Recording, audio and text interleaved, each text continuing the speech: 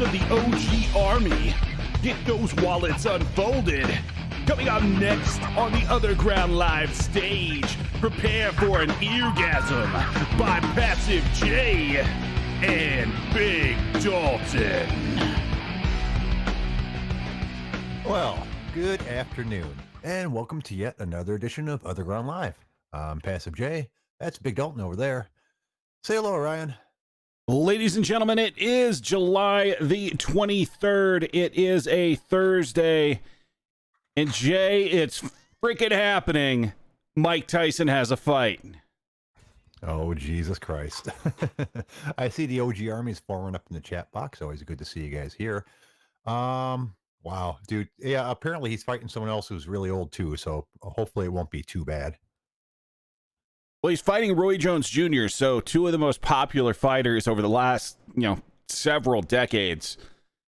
It should be fun. 8 rounds, exhibition, so it doesn't, appear on either of their records, which means I'm sure they're probably also not testing, which means they are going to be on all the horse meat, and it's going to be glorious.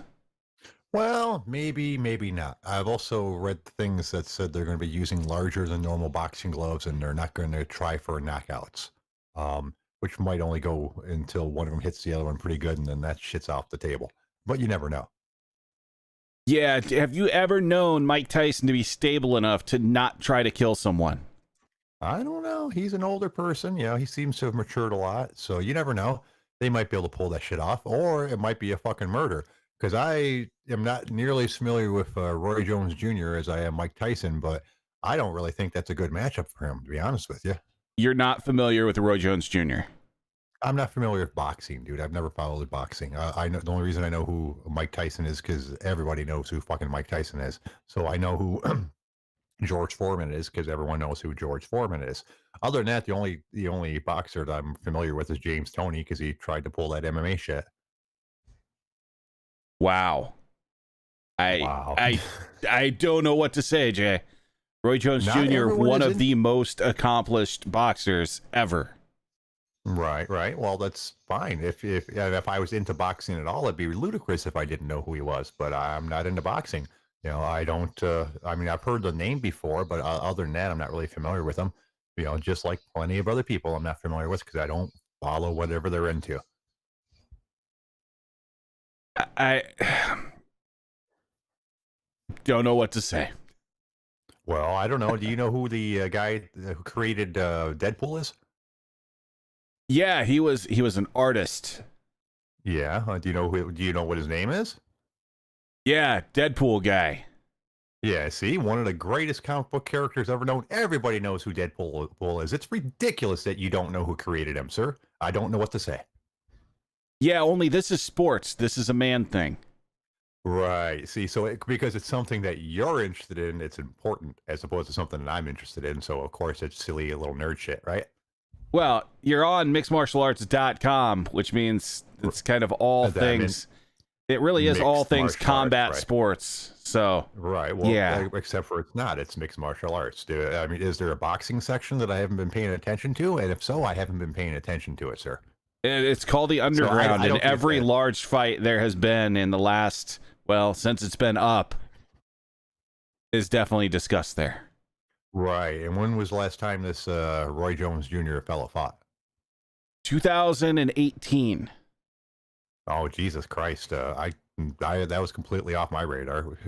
Who did he fight? Isn't he a little bit old to be fighting on a regular basis?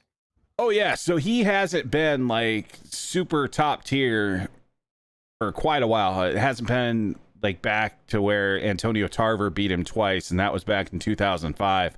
But he did come back. He's won several, and this is the weird thing with boxing, right? There's all of these different titles out there that don't necessarily mean much to anyone. But in his last fight, he won the vacant WBU German version cruiserweight title. The fight before that, he won the vacant WBF foundational cruiserweight title.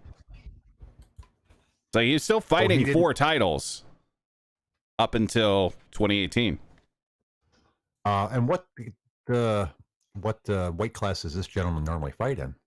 So he's fought all the way from, God, what was his lowest? weight class.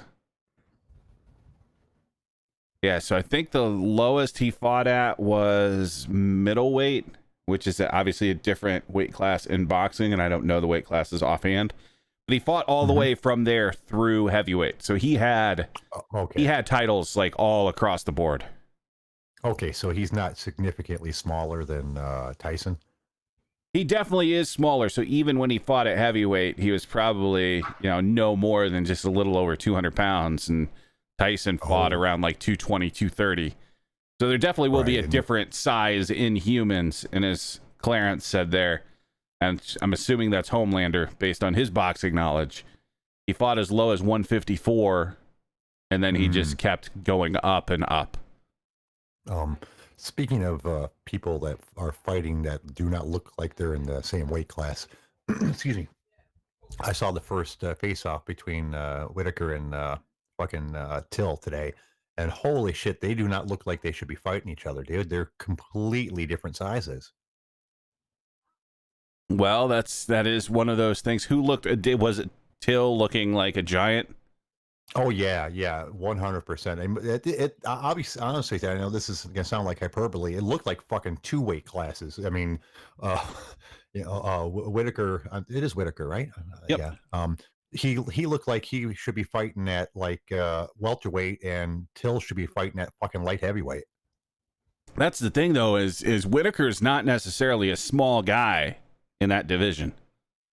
Right. I mean, if you get a chance while we're talking, look up their face off on Fight Island, and and of course they got their shirts on, but just the general size of the two people, it looks like a huge difference. I don't know. Looking at them doesn't look like that big a difference to me. Really? Are you looking at the same thing I saw? The face off that I think they put it out today or something, like they're on Fight Island in a cage outside or some shit like that.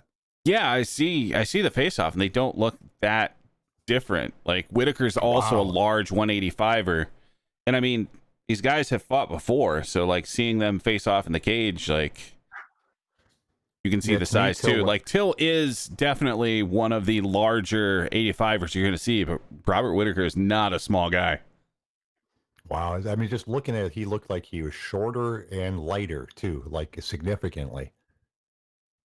But maybe that's just me.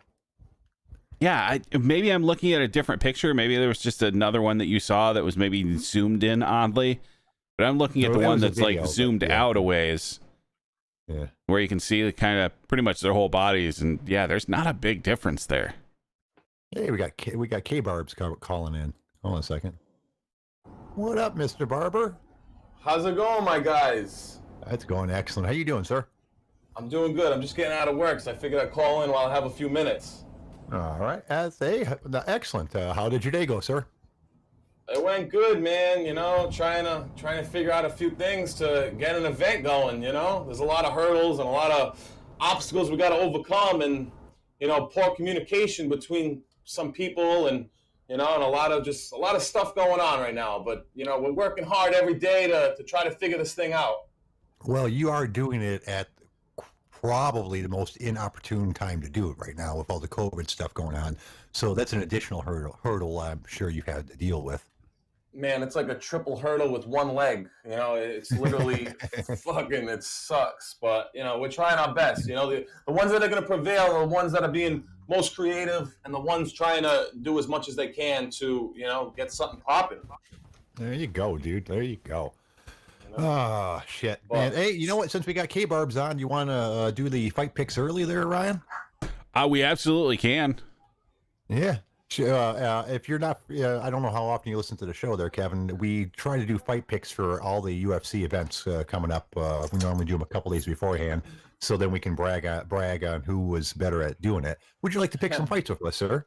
I would love to. Lead the charge, my man, and I'm right there. Alrighty. Ryan normally lists off who's fighting because I'm horrible at pronouncing people's names, and then we go from there. So whenever you're ready, Ryan. Alrighty, so the first preliminary fight we have Nathaniel Wood versus John Castaneda. Okay, what are their nicknames? This is important. We have the Prospect versus Sexy Mexi. Oh shit, dude! It's probably a poor pick, but I'm going with Sexy Mexi. I always like people with an original nickname. And as we might, I should probably point out, Kevin, we don't know who the fuck a lot of these preliminary people are, so we pick for most ridiculous reasons until we get up into the main card. So All right, well, I'm going let with me Sexy let me Mexi. break. All right, let me break this one down a little bit. One of the guys, All right. I have no clue who the Castaneda guy is, but I do know Nathaniel Wood. Nathaniel Wood is very skilled, very well-rounded fighter. He definitely has a good chin as well. He did get knocked down in his last fight by John Dotson, but he's definitely a tough dude. I think it was King of the Cage he used to fight in, or another promotion, and man, he was taking a fucking beat down, and he came back and won the fight. But that being said, he had won his first 3 or 4 fights in the UFC, and it was looking very impressive. He actually beat a former CES champion in Andre Ewell in a fight that he was winning the whole time, and Andre Ewell finally decided that I got to do something to really try to win this fight, and Andre Ewell went for it, but in the process of going for it, he got submitted. But that's what you got to look for in fighters. You know, when a third round comes and you're down 2 rounds, man, I think you're putting more out there, you know, for your future entertainment value by putting yourself in a position where you can possibly win the fight. But if you don't win the fight, you might get finished. So in that fight, Andre Ewell went for it. I know I'm kind of dragging this out a little bit, but I just these are my thoughts. That's all right, dude. That's fine. So Andre Ewell went for it and he got finished. And in that fight, I was very impressed with Nathaniel Wood. So that being said, I don't know who this Castaneda guy is. I don't know his record. I don't know anything about him. But I'm gonna have to go with Nathaniel Wood because of the experience edge in the UFC that I feel. Right on. How about you, Ryan? Yeah, so I'm torn on this one. You have Castaneda, who on even the official UFC site does not have a promotional photo in UFC gear. He's in some terribly generic gym shorts, and that's never a good sign. But then you have Nathaniel Wood, who's from the UK, and you know I can't bet for people from England because they're generally not good fighters. So I'm going to go against my normal line of thinking here. I will go for Wood simply because Castaneda has a terrible nickname and couldn't even find some fight shorts. Fair enough. Who do we got next? Next fight, we have Goretz, that's his nickname, Ramazan Amiv versus Nicholas Green Mask Stolze. Oh, Jesus Christ. I can't even pick according to nickname because they both got weird, fucked up ones. I'm actually going to have to go with their record. I'm going to go with Ramazan just because at least he has fights in the UFC, and apparently this is the other guy's debut. How about you, Kev? I would have to go with Ramazan as well. I've been very impressed with his showings in the UFC. He lost to a very tough Tony Martin in his last fight, but I think very highly of Tony Martin. So, I mean, I don't know anything about this Stolze guy, but I did get a word from somebody that, you know, he's pretty legit. And I'm going to still have to go with Amiv, though. All right. How about you, Ryan? Yeah, I think I'm going to have to go with Amiv. Stolze, yeah, like he doesn't even have a Wikipedia at this point. So let's just, leave it at that.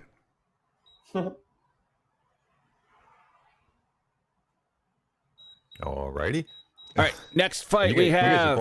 You guys are both cutting out on me, which means it's probably my issue. Okay, Yeah, go ahead, it definitely is your issue. But then the next fight we have number 13 ranked Pitbull Betchkohea versus Banzai Panine Kianzad. Jesus, this is a hard fight because I've never heard of Mrs. Banzai, but I'm not a fan of Beth Correa or however you say her name, so I'm going to pick against her. Let's go with Banzai chick. How about you, Kev? Listen, Betche Correa, she definitely has the higher level of experience that she's fought. I mean, she fought Ronda, but, you know, she got face planted, obviously. She fought Right. Holly Holm, another face plant. She just likes these face plants. So, you know what? I'm going to go with Pannie Kianzad by face plant. How about you, Ryan? Yeah, probably. Betchkohea has some of the most like generically slow stand up ever. Like it's not that technical. It doesn't move very fast. I have no idea who this Kianzad is other than she's from Iran, which they grow them pretty tough over there. So yeah, let's go Pannie Kianzad. for the win. Alrighty. By faceplant. By faceplant. Who's next, sir? Next we have, that's a terrible nickname. We got the Bulldozer Tanner Boser versus Bebezao Rafael Pessoa Nunes. Alrighty. Both of them have horrible nicknames, so I can't go by that. Let me look at their wins and losses. Jesus, they're about even on that too, huh? I'm going to go with Boser just because he has more fights in general. He's 18-6, while the other guy's 10-1. I know that's probably the wrong way to do it. What about you, Kev? Listen, Tanner Boser, he's actually impressed me in the UFC a lot. He lost his first 2 or 3 fights, but like I said, level of competition. He fought freaking Cyril Gane, who is a future contender in my opinion, and he didn't look half bad against him. I mean, he stood in there very tough with him. And Rafael Pessoa, he actually fought Cyril Gane as well. Can you guys hear me? Yep. Oh yeah, we got you, sir. All right, he fought Cyril Gane as well, and another tough fight. But he's supposed to be a black belt in jiu-jitsu, Rafael Pessoa, and he got submitted by Cyril Gane, which was kind of strange. But I'm gonna have to go with Tanner Boser because his first 3 fights where he lost, it was either 2 or 3 fights. He lost, but then he came in his last fight. I swear he looked like 50 pounds lighter. He was probably only about 20 pounds lighter, but he came in and he fucking sparked Felipe Lins, who the UFC, I don't know why, but they had high hopes for him. It felt like when he was coming into his first fight with Andre Arlovski, he was like a 4-1 favorite, and Andre Arlovski picked his ass apart.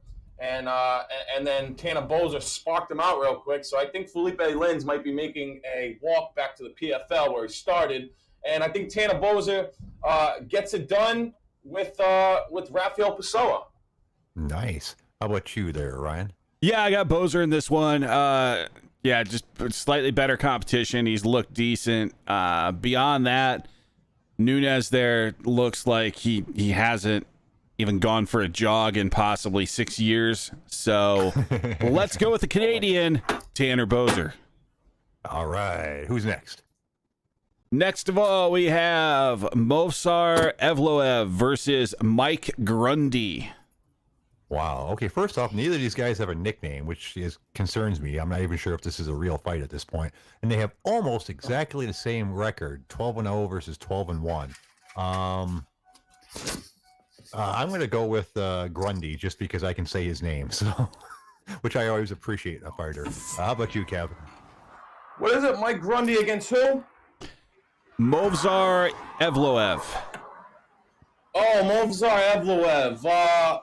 Listen, Grundy actually won his last fight versus Nad Narimani, and he didn't look too bad. But I think Evloev might be the real deal. So I'm going to have to go with Evloev. All right. How about you, Ryan? Yeah, I'm going Evloev, mainly because he's from Russia. The other guy is from the UK, and I cannot bet for multiple people from England ever. Fair enough.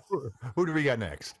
Next of all, we have Tom Aspinall versus the prototype Jake Collier. Okay, well, the prototype's been used more than once as a nickname, and only the first guy gets to use it. That's the entire nature of the word prototype. So all these other guys using prototype are fucking out of line. So I can't pick for that guy. I'm picking Tom Aspinall. How about you, Kev? I'm going to have to go with Tom Aspinall as well. He's fighting, who's he fighting again? I'm sorry. These guys, these comments, they're spot on. They knew I was getting gas. I just realized I fucking lost my fucking wallet. I don't know where the fuck it is. So I'm heading back to the gas station. I think it fell when I fucking took the turn. I don't know how these guys knew I was getting gas. That's some pretty fucking strange shit. He's fighting Jack Collier. Jake Collier. Oh, yeah.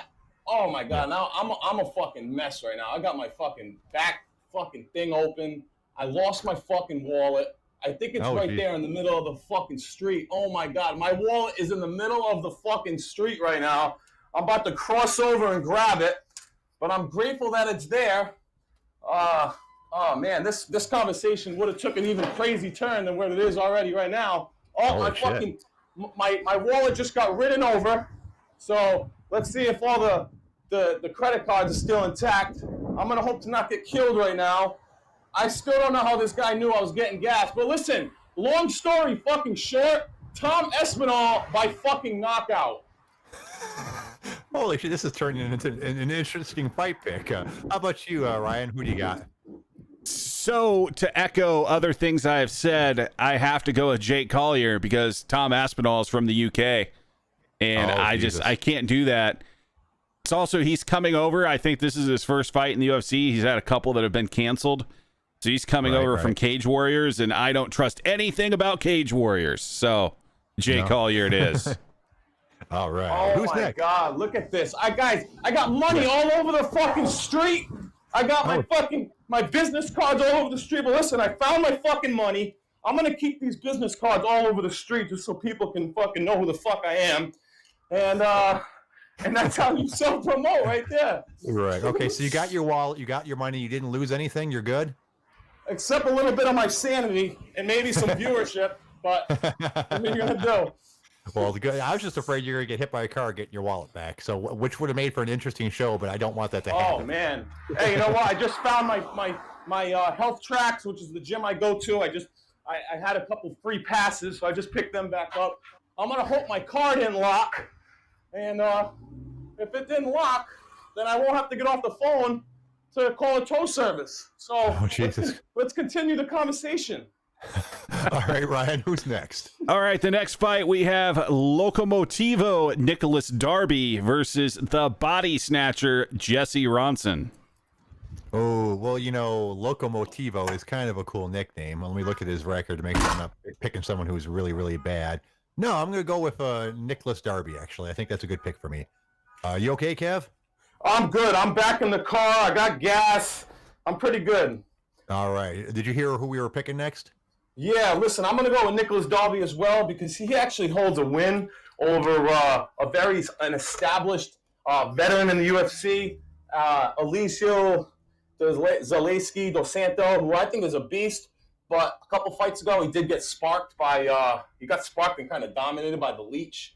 But that being said, I think Nicholas Darby definitely beats Jesse Ronson. I remember watching Jesse Ronson a couple of years back, maybe a few years back, maybe 2015, 2016. And he fought Francisco Trinaldo, and that was at 155. And Trinaldo just kind of grinded on him. That's because that's what Trinaldo does. And I think how they match up. How this fight kind of matches up is Ronson is definitely he's an output striker, and Darby's another output striker, but Darby's going to be a lot bigger than him because Jesse Ronson's coming up from 155 pounds, and I think Darby is going to he's going to use his size, but at the same time, he's going to use his size, and he's also going to use that output, that high output striking as well. Darby beat the Brazilian Cowboy in his last fight, so I can't see him beating the Brazilian Cowboy in one fight and then losing to Jesse Ronson in this next fight. So I'm gonna have to go with my man Nicholas Darby. Excellent. How about you? Oh, I'm sorry. Let me also throw in that Nicholas Darby also has a draw with Darren Till. Oh wow, really? That's really? That adds to his value a little bit. So Big Dalton, who are you picking up? Yeah, I got Dolby for the most part. I think Kevin kind of went through a lot of that as far as just better competition that Dolby's had. Jesse Ronson also is Canadian, and there's only been like 3 great Canadian fighters, and I'm sorry to say it, but Jesse Ronson has arms like you, Jay, where I don't even see a tricep really. It's all just kind of a little bit of arm there. So I think Dolby outsizes him and outfights him. Alrighty, who's next, sir? Alrighty, next of all, this is the main event of the prelims. You have Masaranduba Francisco Trinaldo versus the Black Country Banger Jai Herbert. Oh, well, this is a pretty easy pick. Even though I can't say the guy's name or his fucking nickname. But Francisco is definitely who I go for. I'm looking at his wins. He's got some decent wins. He beat Dunham and Bobby Green. So, that's not a bad record as opposed to this other guy who's never fought fucking anybody. How about you, Kev? Yeah, Trinaldo, he's been around the block a few times and more.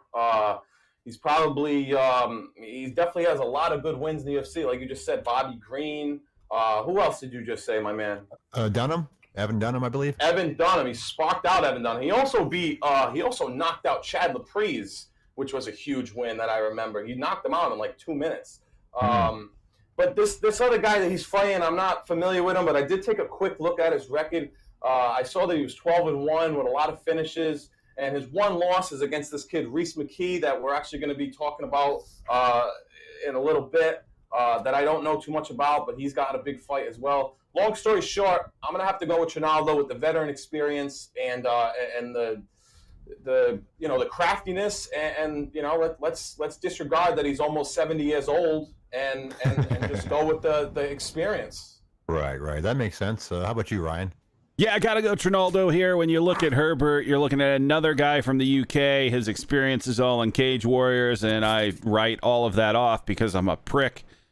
So let's go with the guy that has fought and beat the better fighters, Francisco Trinaldo. Excellent. All right, who's next, sir? This will be the first fight on the main card, I believe. Yes. So as Kevin was talking about, we are talking about Reese McKee right now, but the person he is fighting is Khamzat Chimaev. So this should be fun. Well, this one's interesting because Reese McKee actually has a couple fights in the UFC already. While this other dude No, he doesn't. I have fights listed, and normally they only list that if they're in the UFC. Like it says, he has a win versus T Barnett and a loss versus T Barnett's. So that doesn't make a lot of sense. But he's also listed as the underdog in this site. So I'm going to go for Boris for my pick. How about you, Kev? Yeah, so that guy, the big favorite, not Reese McKee. Who's the guy he's fighting? Chimaev. So he actually fought 2 weeks ago and won. He beat John Phillips, and he submitted him in the second round. He looked really good. And instead of just leaving Fight Island, he's like, I'm going to Fight Island. I didn't take a lot of damage, and I'm going to wait for an opportunity to open up. And that's what happened. An opportunity opened up. And he's fighting this guy, Reese McKee, that I also have no clue is. But he did beat the guy that is fighting before him. So I think we're going to get a good feel of Reese McKee after we see this guy that's fighting Trinaldo. If that guy that fights Trinaldo has a good showing, I think that's going to look really good for Reese McKee. And I think it's going to, the outlook on the fight versus the guy he's fighting, it might be a little closer because the odds are like, they're giving I think the guy's Russian, the guy he's fighting. He's like a 12-1 favorite. So, wow. Yeah, he's a big favorite. So, I'm gonna go with the big favorite, obviously, but I'm gonna see the first to really, get a better understanding of this guy because he actually getting the call from his manager. That he's gonna be fighting, and like started breaking down, crying. So, I don't know if it's too emotional, the situation, the opportunity, but who knows? We'll have to see how it plays out. Alrighty. How about you there, Ryan? Chimaev looked like an absolute killer a couple weeks ago, so I think he absolutely steamrolls McKee and just kind of keeps going. He almost kind of looks like 185-pound Khabib. Oh my! Like that's a serious statement. He is a bad dude. It could have just been the guy he was fighting was just a complete pushover. I don't think that was the fact, but I think he probably is the gigantic, betting favorite for a reason here. So my pick is absolutely Chimaev. All right, who do we got next? Next of all, we have Alex Cowboy Oliveira versus Peter Sabata. Oh shit! Oh Jesus! God, Oliveira is so good, dude. I don't know why he has so many losses recently. I know he won his last fight, but lost the last 3 in a row, and it makes zero sense to me. Unless maybe he's just getting fucking old. I'm still gonna go ahead and pick him over the other dude, though. How about you, Kev? Listen, I love these are the kind of fights that make a hardcore MMA fan a hardcore MMA fan because both Cowboy Oliveira and Peter Sabata, they both fought Nicholas Dalby, and Nicholas Dalby lost to Sabata, and Alex Oliveira, like I previously mentioned, he beat Alex Oliveira, Nicholas Dalby. But the interesting thing about MMA is that everybody matches up different. Dalby was a better grappler than I'm sorry, Sabata was a better grappler than Dalby. So Sabata kind of just used his grappling superiority. Superiority, is that a word? Superiority? What the fuck kind of word? You know what I mean? Superiority. We know what you mean. Superiority. There we go. I'm adding that to my dictionary. He used that to his advantage, and that's how he out hustled, he out grinded Dalby. But I don't think that Sabata is going to be able to do that with Cowboy. I think Cowboy is going to spark him. First round knockout, Alex Oliveira. All righty. How about you, Big Dalton? Yeah, so Sabata hasn't fought since 2018. He's been kind of up and down. And I think this is one where I pick more just kind of from emotion than actually thinking through it. Got to root for Cowboy here, so my pick is Alex Oliveira. All righty. Who is next, sir? Next of all, is this really his nickname? Bear Jew? Paul Craig? Yeah, it most certainly is, sir. Versus Gadzhimurad Antigulov. Dude, you know I'm going with Bear Jew. Holy shit, yeah, that's one of my favorite nicknames in MMA. Although the other guy has a shitload of fights. Let me look let me look and see what their recent record is. Yeah, I'm going with Bear Jew. How about you, Kev?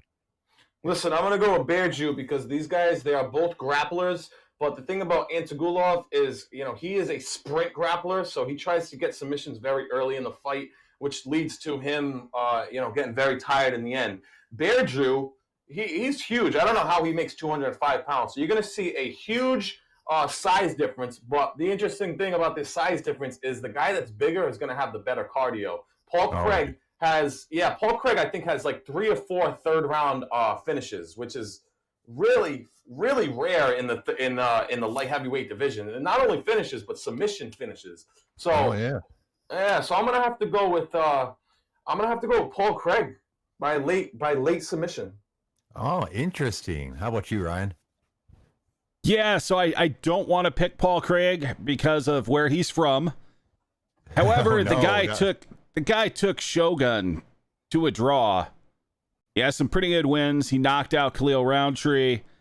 Like I have a feeling he's going to pull it off. Khalil Roundtree knocked him out.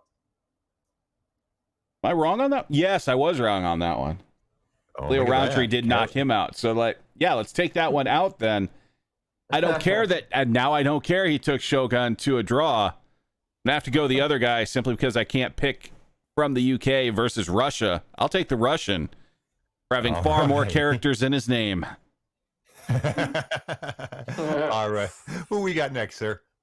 All righty. Next of all, we have number 7 ranked Carla the Cookie Monster Esparza versus Marina Rodriguez. Well, let me look at their recent records. Well, you know what? They both have some pretty good wins as far as like the women's division go.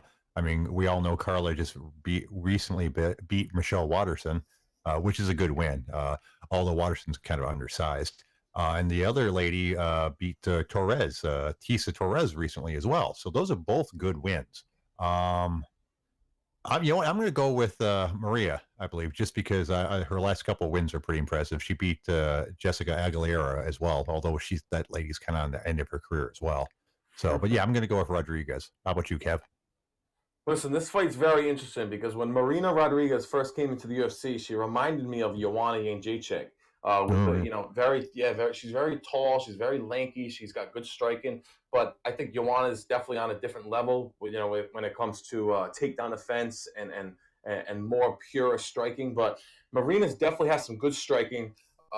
We've seen this similar fight before with Carla Esparza and Joanna jacked Carla up. So if Carla can get a hold of this girl, if Marina doesn't have that takedown defense that Joanna has, then Carla might be able to get a hold of this girl because this girl Marina, she's showing holes in her takedown defense versus I think it was Randa Marcos and also Cynthia Calvillo. So we're gonna see how it plays out. I mean, you flip a coin. These girls fight 10 times. They could go either way. It's either gonna be Carla by ground control and constant takedowns, or it's gonna be Marina by keeping it on the feet and really picking her apart. I'm gonna have to go with. I don't even know. I'm gonna flip a coin and I'm gonna say Carla gets the takedown and you know what? No, I'm not. I'm gonna say Marina keeps it on the floor. I mean, keeps it on the feet and really dominates it because I really do like Marina. But those last couple fights that she had, she has shown, that she can get taken down. So it can go either way. It's gonna go to a decision most likely, but I don't know. I don't have a pick on that actually. I won't commit. Okay, how about you, Ryan? Yeah, I'm going to have to go with Marina Rodriguez. When you talk about Carla Esparza, you're talking about a very, very basic stand-up that she has despite fighting as long as she has.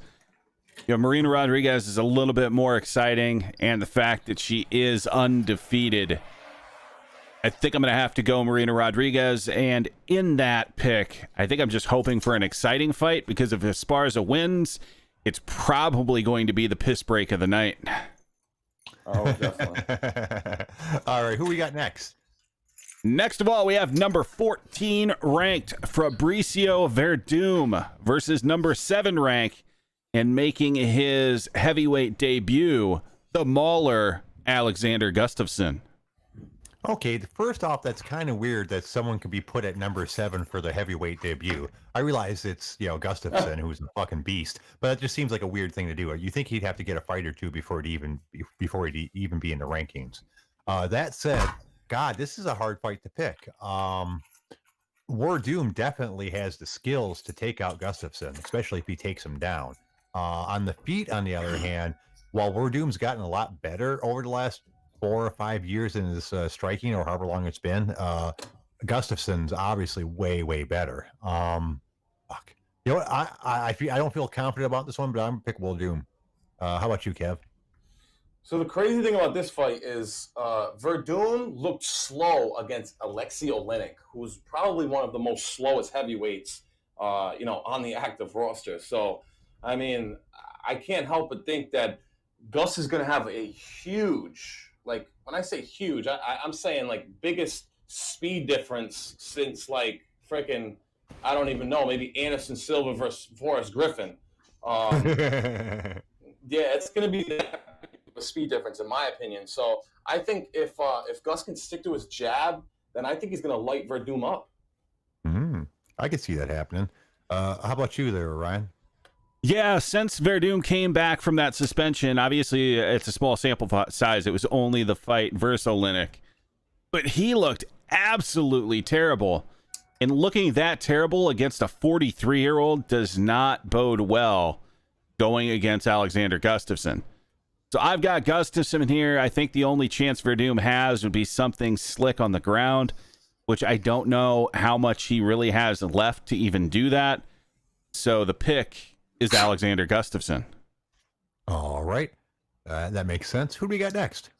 Next of all, we have number 15 ranked, and it just feels weird even saying that, Mauricio Shogun Hua versus Antonio Minotauro Rogerio Nogueira. And is it 2006? Is that this is the trilogy that nobody asked for. Yeah, I'm gonna pick Rua just because I've always enjoyed watching him fight. But God, this is a fucked up fight, dude. I feel like these two shouldn't be fighting. Both of them should be retired. I mean, if they're gonna have to fight somebody, I guess each other's a good one. But Jesus Christ, man, you got to hang it up at some point? Who do you got, Kev? This fight should not be happening. There's gonna be a lot of brain damage in this fight. I don't know why they made this fight. Like you said, maybe it's because they both shouldn't be fighting, so they're just like, let's stick them against each other, So because I think they both said recently that they only want a few more fights. But this fight makes zero sense, man. It really saddens me that this fight's gonna happen because they're either both gonna take a lot of damage or one of them's gonna take a fucking shitload of damage early and get knocked the fuck out. And I think Shogun gets it done, whether it's decision or an early stoppage. Right. How about you, Ryan? Yeah, the sad thing here is if you look at, Rogerio Nogueira, he's had problems, hitting weight. He hasn't been in his prime for probably 5 to 6 years now. Like, it's just going to be sad watching another Nogueira brother go out on his shield well past his prime. Shogun also definitely past his prime, but I think he had kind of the higher peak, and there's just more left in that tank, despite them both running on empty. So yeah, I've got Shogun Hua in the fight that nobody necessarily wants to watch. All right, that brings us to our main event. Ryan, who do we got? We've got the Reaper, Robert Whittaker, number 1 ranked, against the Gorilla, Darren Till, coming in at number 5. Well, you're wrong, because his name is Bobby fucking Knuckles. I don't care if he hates that nickname. That's a way better nickname than fucking the Reaper. God, this is a hard pick for me, because I think Whittaker is a lot more skilled than Till, but I still think Till is a lot larger than that dude. So I don't know. I'm gonna go with Whittaker. But I'm not. Once again, it's not a very confident pick. How about you, Kev? This fight is going to look, in my opinion, very similar to. We're obviously at a bigger level because both these guys have more power and they're a lot bigger. But I think this fight is going to look like Carlos Condit versus Nick Diaz, and I think they're gonna. I think they should give it to Diaz 1-2-5. I remember when that fight happening. Everyone was calling Diaz 1-2-5, rounds 1, round 2, round 5, and I think that's what can happen in this fight. I'm gonna go with Till by decision, 1, 2, and 5. All right, and how about you, Big Dalton? This is an interesting one. So when Darren Till is on, he looks great.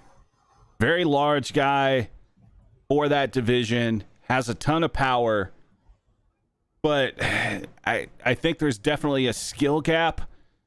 If Robert Whittaker comes out and fights at the level that he was fighting at prior to kind of having a couple layoffs, and before that, Adesanya fight, I think he takes it pretty handily. But this is a tough one. I think I would like to see Whittaker win, if for nothing else. Like I almost would like to see Darren Till try to move up to 205. And kind of let himself kind of fill out a little bit more and not have such a weight cut. But I think also the other thing that is pulling me in that direction is Darren Till is from England, which means he will disappoint on the grandest stage of them all. The New Zealander, Robert Whittaker, wins via TKO in the 3rd. All right, interesting. All right, well, there's our fight picks for this Saturday. I won't be around for the Fight Companion, but Big Dalton should be doing one, so everyone tune in for that after our normal show. Shit. Well, let's have one bonus pick here while we have Kevin on the line. September 12th, Mike Tyson versus Roy Jones Jr., 8 rounds of exhibition boxing. Listen, there's going to be no winner because it's an exhibition match. It's a fight for the fans. It's a fight to, bring some entertainment. It's a fight to, bring some maybe boxing fans that know who Mike Tyson is, that maybe even haven't watched the sport in a long time, that are going to tune in and hopefully it's going to be a huge fight. Hopefully it's going to be it can bring some entertainment. That's what it's going to come down to at the end of the day. What kind of entertainment can they bring? And we're going to see, and that's the appeal of it. So I go, I hope the fans win. Come on, man. You got to do a firmer pick than that. Who do you think is going to actually win? You can tell us. You can go out on a limb here. All right, I'm gonna say Tyson. Yeah, that's kind of what I don't have any boxing knowledge at all. Ryan spent the first couple of minutes making fun of me for not really knowing who Roy Jones Jr. is, as far other than that he's a boxer. Right. But I'm gonna go with Tyson as well. How about you, Ryan? You got an opinion on it? I've got Tyson, and I guess we technically have one more pick because they have introduced one of the undercard fights for that card. We have YouTube sensation Jake Paul versus former NBA point guard Nate Robinson. That's a weird fucking one. Nate Robinson, I'm assuming, is a much larger person because basketball guys are normally pretty big. Nate Robinson's like 5'9". He's one of the shorter guys, actually. Yeah, he's one of the smaller NBA players, pretty much. Yeah, he's 5'9", like 180. Oh, then he's going to get his ass kicked because that Logan dude has proved that at least he knows a little bit about boxing. He's done this shit a couple times now. So I'm picking the YouTube guy. Well, how about you, Kev? Yeah, I'll have to go with the YouTube guy. I mean, he, like you said, he's boxed before. I mean, you can't sleep on Nate Robinson's just natural athleticism. Yeah. Because being the basketball player, and I'm just saying, I don't really know. These days you have to be politically correct. I know we're on a podcast, but I mean, let's call it what it is. Nate Robinson's African American, and they say that African Americans are more athletic than Caucasian people. So you got the athleticism factor. I don't know how tall the Paul guy is. I think he's about 6 foot tall, but so he's like he's 3 inches taller. But I mean, I don't know. Like I said, I'll have to go with Paul because of the experience. But you can never sleep on athleticism. Yeah, that's very true. How about you there, Ryan? On this one, I gotta go Nate Robinson just based on just pure athletic ability. Like, this guy is a top athlete in the world versus a guy that may have done some like wrestling or boxing in high school and then got YouTube money. Like, if you look up what Nate Robinson looks like these days, like, this is like a just shredded top level athlete. If you take someone like that and you put them in a sport where that's what they're focused on, like, they're going to improve very, very rapidly. So even if, Jake Paul has a couple fights and has been boxing for a while, like, that skill gap is going to narrow incredibly quickly when you have a high level athlete deciding to take it up. All right. Now, this isn't confirmed and it's probably not going to happen, but I saw on Twitter, Elias damn it, I can't say the guy's name. Elias Theodoro? The guy with the really good hair. He's pushing to get a fight with Tito Ortiz on that card. Oh my God. Yeah. And which would be an interesting fight because obviously Elias is, way closer to his prime than Tito Ortiz is. But Tito is also quite a bit bigger than him, too. I think Elias fights at middleweight, and obviously Tito fights at light heavyweight. If that fight actually happened, what do you guys think about that? How about you, Kev? Listen, if there was ever a fight that was made that had made absolutely negative sense, it would be that fight right there.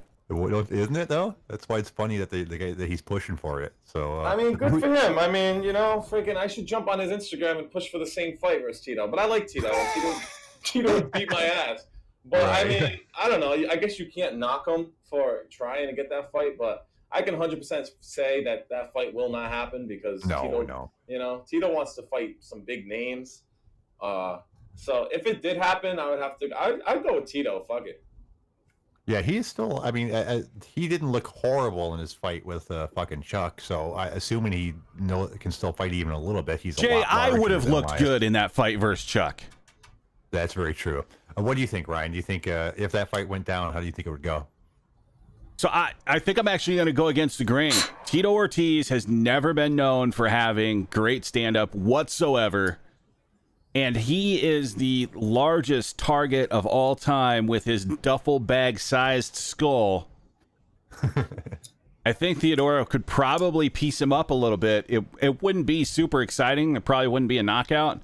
But as long as you just dance around and you avoid Tito and you just use his heavy bag of a head as a heavy bag, there's your win. Well, yeah, and I can see that. That's why Elias is not in the UFC anymore because he tends to like point fight a little bit, dancing around, throws a lot of shots, but not a lot of power. A very safe fighter. I like the dude.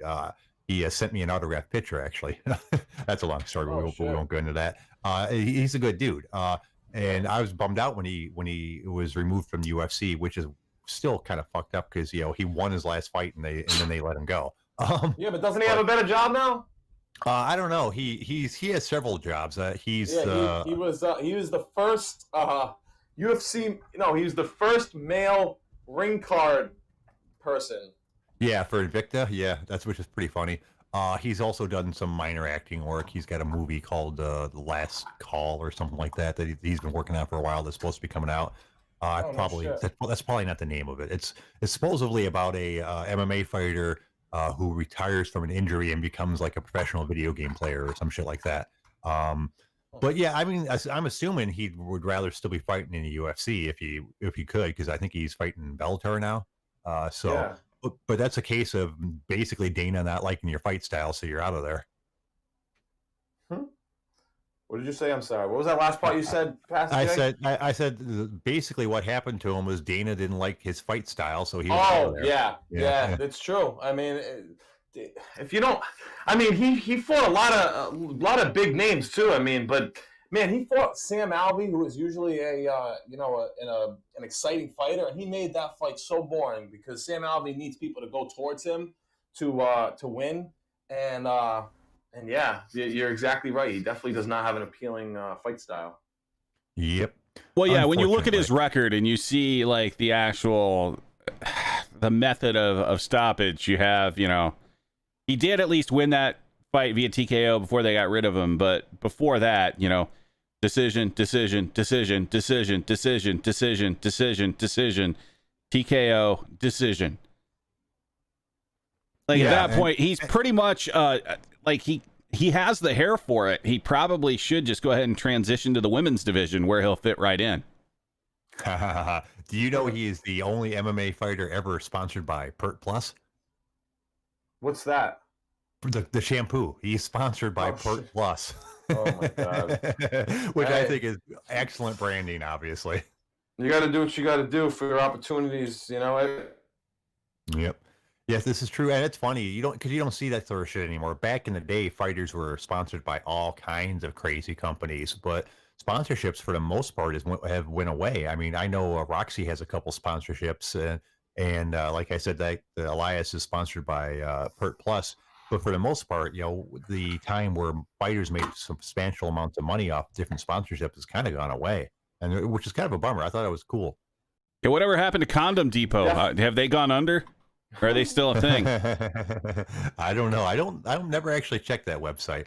I couldn't understand how you could make an entire business out of condoms. Obviously there's a couple companies that do that, but a business like a website selling different types of condoms didn't seem like a good business venture to me. I don't know. It looks like they're still in business, and right now you can save $20 on a 100 condom sampler. Oh wow! Shit. So basically, the rest of my sexual career is what you're saying. Well, yeah, you are old as balls. Well, I'm also married, so I don't need them anymore anyway. So I actually threw away a box of condoms about 3 or 4 weeks ago that I found in my desk. I'm like, I don't need these fuckers anymore. So yeah, which is good because I think they'd expired, and there's nothing more depressing than an expired condom. Oh man, that's some kind of fucking disease. Probably infected with corona. Yeah, yeah. Well, fellas, we got time for about one more topic. You guys, anything you want to have anything you want to go over before we get out of here? Do we want to quickly touch on the other sports news story of the day? Sure. Go ahead. That the Washington Redskins have now found their new name for this upcoming season. Oh, awesome! I bet you it's gonna be cool. I mean, it's got to be with all the time that they've had to think about it, because they've seen this entire Washington Redskin thing coming for a long time now. What did they come up with? Yeah, so for the 2020 season, they will be referred to as the Washington Football Team. Pardon me? Could you say that again? I missed that. You must have cut out. There's a word missing there. Yeah, so for the 2020 NFL season, everyone needs to get out there and root for the Washington Football Team. Oh, okay. Apparently I didn't miss a word. The fucking football team missed a word. That's their name? That's not a name. What do you think, Kev? That's terrible. That is, what are they going to have, a football on the fucking helmet for a fucking symbol? Go. That's a red skin. That makes no fucking sense. They're back to a red skin. No. See, and I'm still angry that they didn't go with my idea. I think they should have kept the name the Washington Redskins and changed their their mascot to a potato. So then they'd be the Washington Redskin Potatoes. Problem solved. They don't have to change hardly any of their branding. Just get rid of the Indian and put a potato there. Well, they did go full potato in this choice. That's ridiculous. Are you telling the truth, Brian? Yep, they announced today that they decided to call themselves the Washington Football Team for this season while, thinking through what to officially rebrand as for the future. Watch, the next thing they're going to take away is the damn fucking football, because they call a football a pigskin. I mean, all right, maybe a pig's not red, it's pink, but this is fucking retarded. Well, I mean, it makes sense that they call it a pigskin, though, considering, you know, it is leather from a pig. Yeah, no. That's what I'm saying. Yeah, I like they should have called themselves the Washington Pinkskins. That would have fucking driven everybody up a fucking wall. I don't know. I don't know. What a fucking mess. So, our world is a fucking mess. Yeah. I mean, so what do you guys think that is? Do you think they just couldn't think of a good name and decided that they wanted to go ahead with the season without one, or did they? I think because they didn't want to fucking offend anybody. Yeah, I think that might have something to do with it. Yeah. That's fucking sad though. I mean, you got to take some kind of a chance. I mean, you give me 5 minutes, I can come up with a better name than that. I mean, you know, shit. Yeah, I'm not gonna do it now because you guys aren't giving me 5 minutes. But yeah, come on, dude. That's just ridiculous. Yeah, so I think what they're actually doing, and if you think about it, they're trying to makes me mad. They're trying to cash in on a 1 year, essentially just cash grab of merchandise. So the same day, obviously today that they announced that, they did announce that you can start purchasing your Washington football team apparel today as well. And it is just stupid. There's no logo. It's literally Washington football team. And you can get, you know, your beanies and your t-shirts and all that fun stuff. Listen, I don't know why, but that just makes me so fucking pissed. Just the fact that we're talking about how fucking stupid this idea is. I mean, listen, I don't know. I mean, I don't know why they had to change their name. You know, maybe it was racist or whatever. Come on, like a football team. You know, like come on, it's just a mess. You know. Yep. And Team Evil Bad Guy pointed out it's not that hard to come up with a really fucking awesome name. The NHL did that today with the Seattle Krakens, which is fucking awesome. You know, I think that's a great name for a hockey team. What do you guys think? Fuck it. It's 1,000 times better than the Seattle hockey program. Yeah, but you were right though on the entire Washington thing. That is a great money grab because they're going to sell all this merchandise this year for the Washington football team. The next year when they come up with their actual logo, all their fans are going to have to go out and buy new shit all over again. So that was a good point, Dalton. That's financially speaking, that's a genius idea. Well, and so probably what's going to end up happening, right? Like people are going to buy a bunch of Washington football team apparel. And like that's just what they're going to be known to fans for probably the next decade and a half. No matter what team they come up with. Right, yeah, they could come up with an awesome, name and everybody's just going to be like, "Yeah, it's the Washington football team."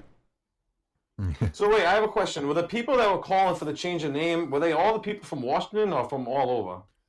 I would assume probably very few from Washington because mostly it was the indigenous tribes, since you can't call them Indian tribes anymore. And I don't think the state of Washington has a lot up there, do they?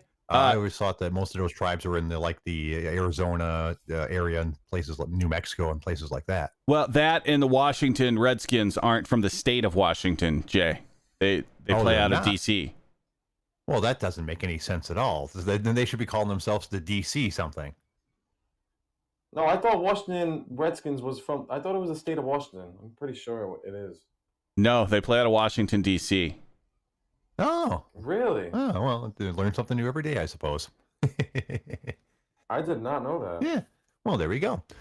Well, shit, folks. It looks actually, hold on. One more thing that's random. But do you know who Miguel Cotto is, the boxer? Not I. How about you, Ryan? Yep. He's actually from my state of Rhode Island. Well, I assume some people have to be from there. Yeah, no, but Miguel Cotto, he's like he's a Mexican that, he's from, you would think he's from Mexico, and like you look at, I guess you're right, I don't know. I got told that the other day. I was like, really, Miguel Cotto? Like, he's a big dude, he's a big, he's had some big fights in the boxing world, and I never knew he was from my same state. Oh, there you go. Yeah, that doesn't weird, man. me. I once met an Asian from Paducah, Kentucky. Like, I was floored. I see how that goes. Well, shit, guys. I think we're gonna call it a show. We managed to fill in an entire hour talking about MMA stuff. It's almost like we're in an MMA show now. I want to thank Kev for calling in, brother. You're always more than welcome. You're an entertaining dude, so we always appreciate the phone call. Hold on a second, I gotta put down a dog. I want to thank the OG Army for showing up. We can't do a show without you. We'd be kind of pointless. I want to thank my co-host Big Dalton. I could maybe do a show without him, but it'd suck ass. Dalton, you got anything? Yeah, I've got two things as usual. The first one, if you happen to be trolling around Rhode Island and you find a business card for Kevin Barbers, you send that sucker in, we'll have him sign it. He can send it to me, I'll sign it, and we'll even have you on the show. God damn. It's like a golden ticket all of a sudden. Damn right. All right, man. what else you got, Dalton? Now, what's the yeah? The only other thing I can end Say this my name. Hey, podcast Trey, how you doing, with boss? is fuck all y'all. Everybody have a great night. We'll see you tomorrow. at Listen, 6. listen. Hey, I Trey. gotta throw in. Yeah. Yeah, I gotta throw in my closing words. I want to thank you again, man, for always doing this and bringing the heat and really, creating something that I think could potentially be huge. I mean, you have a huge platform of people that are subscribed to the Underground, and I think you could really start building on this podcast, my man, and really start upping these viewerships. I feel like every MMA fan should be on this podcast every day, or at least try to watch every single episode, because I mean, this is some crazy shit right here. You're on a website that has, right here it says total 4.9 thousand likes, and I mean, I listened to the podcast from the owners of this site, Kurek, and the other guy, I don't know his name, if anybody can say, whatever that is, but they were on Joe Rogan's podcast, and they were saying, there's a lot of people on this forum. Chris, there we go, Chris. There's a lot of people on this forum that if you can turn those potential golden leads, shout out to Glenn Ross, but these golden leads that are people that are subscribed to this forum, I mean, this podcast could really take off, We are certainly working on it. Every day we try to put out a little bit more for people to enjoy. But yeah, we're going to give it a shot, dude. We're going to give it a shot. Hey, you know what? If I start trolling the forums again, like I first did when I first came on this forum, I might be able to give you some viewers, but I'm not going to do that. I'm just kidding around. Right on. All right, what else you got there, Big Dalton? I've already exhausted my two things, Jay. I think you're going to have to give us some words of wisdom on the way out today. All right. Well, my words of wisdom for you today, folks, is don't eat the yellow snow. You guys have a great night. We'll see you tomorrow at 6. Bye-bye. Much love.